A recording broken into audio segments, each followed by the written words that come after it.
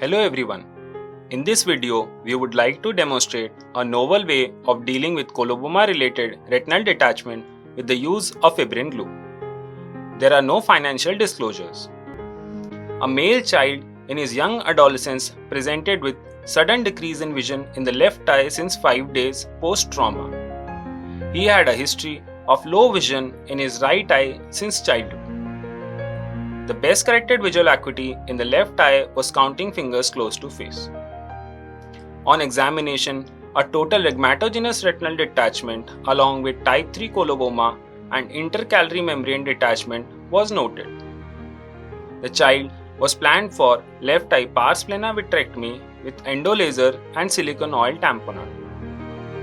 Moving on to the surgical video for this patient, 3 23 gauge ports were made 4 mm from the limbus, which was followed up by core vitrectomy. Triamcinolone assisted PVD induction was done and peripheral vitrectomy was performed.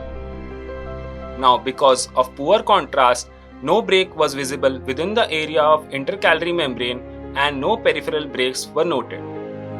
Hence, brilliant blue dye was injected into the subretinal space with a 38 gauge cannula.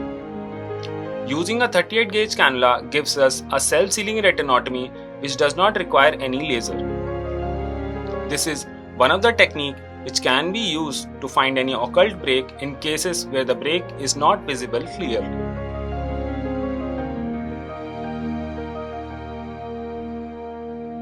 After the fluid air exchange is switched on, the dye is pushed into the subretinal space and forced out into the vitreous cavity through the break.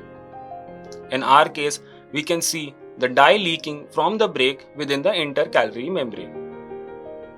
The edges of the break were completely dried off and the retina appeared to have flattened out post-fluid air exchange. Endolaser was done around the edges of the coloboma with lesser intensity burns along the edge close to the disc. Fibrin glue is being injected over the site of the break, the thick and the thin part separately, and a coagulum is seen to be formed over the break. The case was closed under air.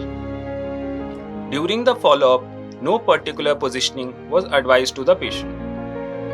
On postoperative day 5, the best corrected visual acuity had improved to 2320 and the retina was completely attached, with a small air bubble which could be seen superiorly. During his 5-week follow-up, the best corrected visual acuity had improved to 2050 and the retina had completely attached without the use of any tamponading agent or any particular positioning. Hope you have enjoyed the video and thank you for watching.